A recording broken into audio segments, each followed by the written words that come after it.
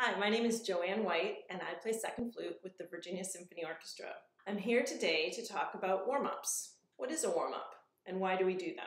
Maybe you think it's that part of the day, part of the practice session that is boring, and you just want to get on to the good stuff. We all enjoy playing music, and as a teacher, I love it when my students can't wait to play. But if we take a chunk of our practice every day and devote it to a warm-up, we will experience a lot more success on our instrument. As a teacher, I often hear students struggle with skills in their pieces. I like to point out, well, isn't that just a D major scale? Or is that a chromatic scale I see there? Or even, how often do you practice that low C away from this music?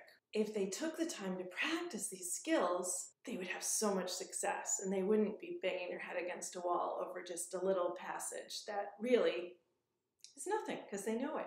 It has been said that musicians are athletes of the small muscle groups. So if we think of ourselves that way, it makes much more sense to warm up our muscles because that's what athletes do. We want to get our muscles ready to go. Let's do it. I like to do a combination of tone and technique. Throughout the warm-up, I always like to think of these three things: proper breathing, great hand position, and good posture. First, tone exercises. The idea behind tone exercises is to create a beautiful sound from the top of your instrument to the very bottom so that every note you play is gorgeous. You want to start on a note that's very comfortable for you. The classic flute tone exercise works chromatically, slowly down and then slowly up to the top. And I'll just do a little.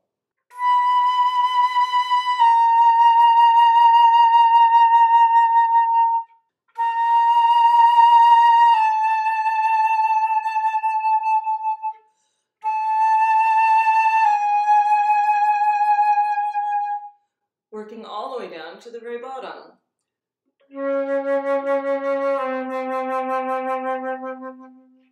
And working up to the very top.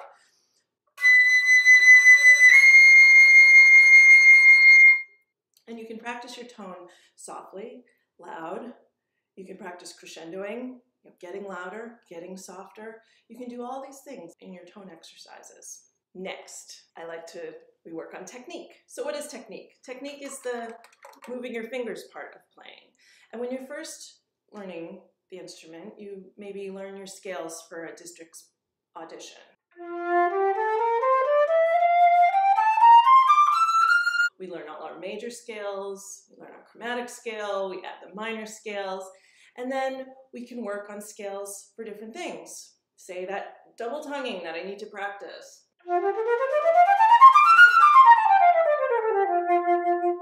And then we might learn different scale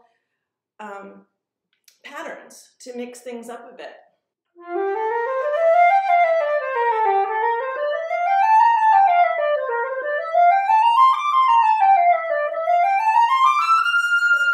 There are a multitude of things we can do, and we can do it with different articulations, different speeds, and as we get more advanced, we add arpeggios, and then arpeggiated exercises.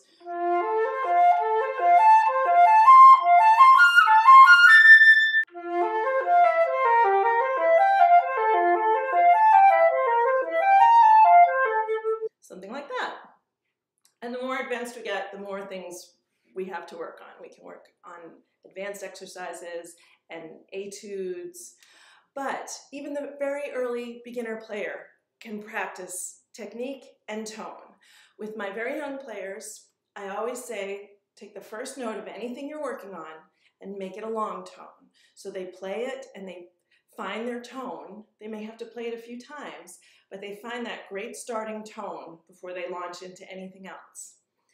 And then, as they get some more knowledge, they can play that beginning tone as like a long tone, and then they can play a scale in the key that their piece is in. So they can play their F major scale or their B flat major scale before they play their piece, and that will give them much better results when they play the music. During your warm-up, you always want to ask yourself these things. Am I breathing properly? Am I taking in a good breath? Am I blowing air through the instrument freely? That is going to help your tone and your technique. Next, What are my fingers doing? Do I have good hand position? Am I having a cup of tea? Am I waving to a crowd? Also, if I'm sitting when I'm playing or standing when I'm playing, how is my posture? Am I going like this, like I've got my elbow over the back of the chair? Am I sticking my neck out? And one thing I really like to recommend is to spend a lot of your warm-up in front of a mirror. It's the greatest teacher when your real teacher isn't there. It shows things, especially for us flute players, because we can't see what our fingers are doing sometimes, and we don't know the bad habits that we may have.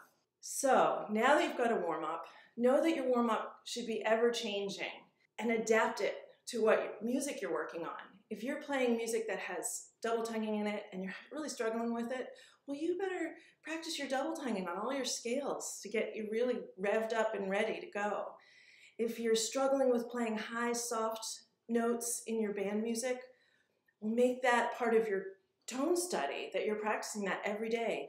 And then when it comes along in your music, you're not surprised and you're very much ready to do it. If you have a really fast technical passage that's really getting to you, well, maybe turn it into a tone exercise and play it slowly at the beginning of the day just to kind of mix things up. If you take the time to do these things, you're going to develop this toolbox of skills that you can draw upon at any time.